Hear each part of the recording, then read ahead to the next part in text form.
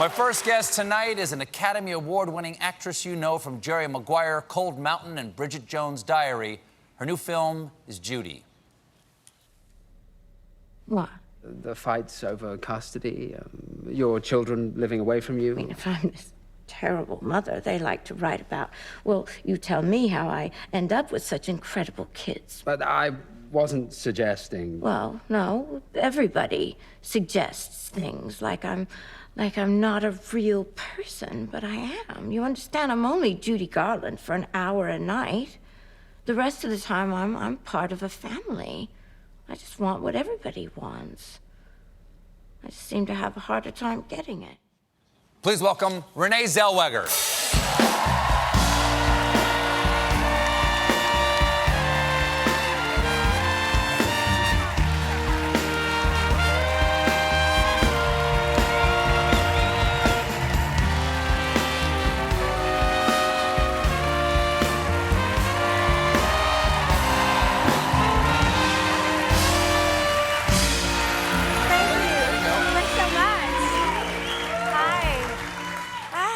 Been here in a long time. No, welcome back. No, welcome back to the Ed Sullivan Theater. Oh, yes, it's lovely. Cold as I recall. Yes, you got to keep it fresh. Keep everybody awake, right? Exactly. We treat our audience and our guests like produce. Yeah, oh, you know. The entire building is just one big crisper drawer. Yeah, I'm feeling that. I'm feeling it. Good, good. Well, this movie, your performance, is getting riotous accolades. The clips that I've seen are incredibly beautiful. It's an incredible transformation into this iconic American cultural figure, world figure, really.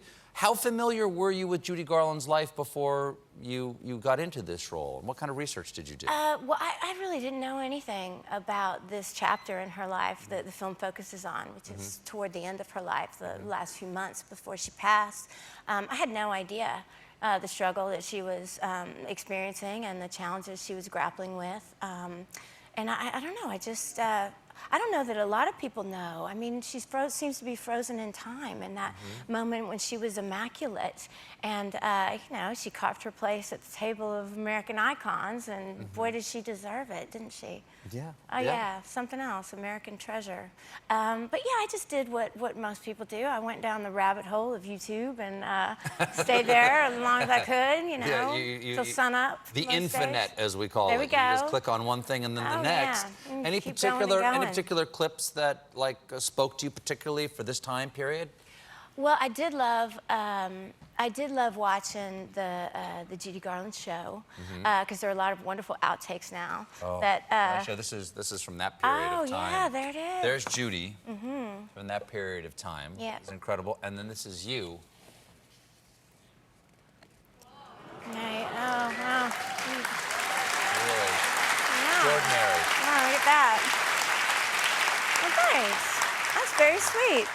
Well, and you know, the internet is a fabulous research tool, isn't it? Yeah, I've heard good things. Yeah, I've heard good things. No, just immersed myself in you know, the treasures of her legacy for quite some time. And a lot of books, autobiographies, listened to her music all the time, and wonderful, wonderful audio recordings that were probably part of somebody's personal archive that just became public because of this internet. I'm very grateful, thank you. She's an icon not just of music, but sort of, she's an avatar of a certain level of personal suffering that gets hidden behind the sparkle of show business. Sure. And so she sort of has, for many people, been a sort of fellow spirit of unshareable grief or anxiety or depression. And were there things that you learned about her life that surprised you? As you dug deeper, I mean. Well, it would never occur to me that a person who had worked at that level at the time of this setting of this film was 44 years, I suppose, that she would be facing financial hardship.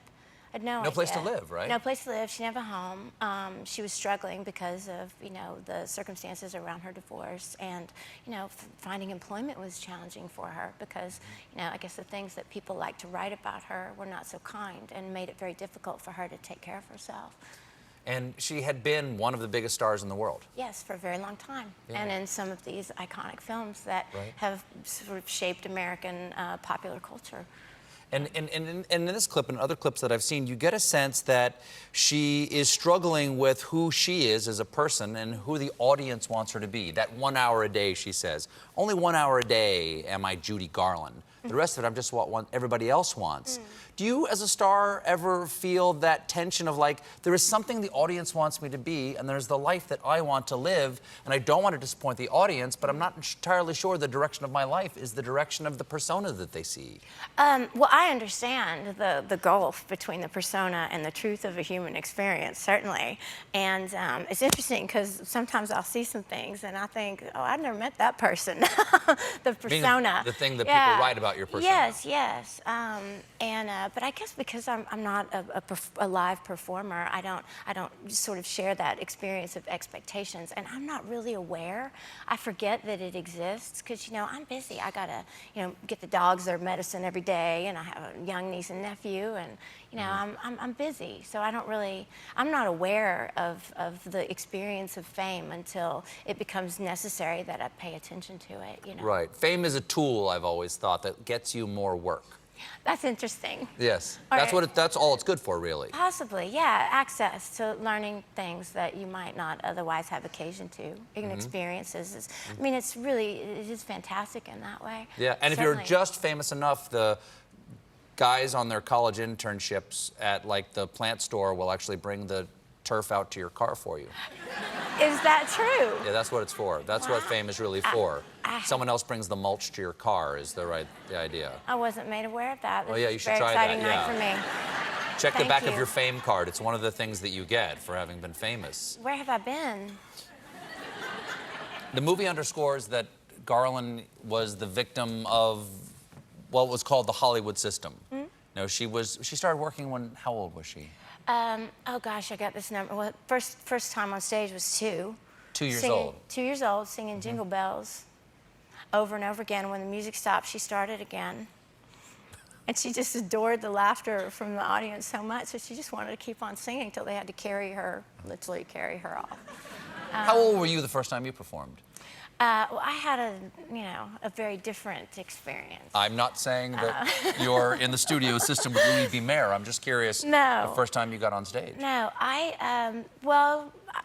adored I still adore my brother. Sorry, Drew, past tense. I adore my brother, and he was a drama kid in junior high, and so I decided that looked like a great idea. So to his horror, I joined the drama club, and he quit. But Because his sister showed up? Oh, absolutely. Don't big brothers want to get as far from their little sisters as they possibly can? I think that was my experience anyway. I hope it's somebody else's experience. Well, she was, as I was saying, she was a victim of this Hollywood system, which could be very abusive, especially to women. And the last few years, there has been a reckoning in the way that Hollywood treats women.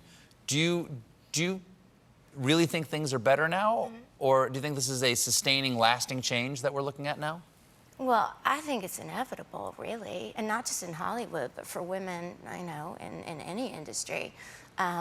I mean, it's inevitable because the young women who are coming of age today have never really known a time when there hasn't been a Chancellor Merkel, when there hasn't been a Barbara Walters, when there hasn't been, you know, a Prime Minister Jacinda. That makes sense to the young women today. And some of the inequities that women before have contended with don't really make sense to them. And we're having the conversation, so that's a step in the right direction, isn't it? Yeah. I think. We have to take a break. Please stick around, and you stick around too, because we'll be right back with more Renée Zellweger.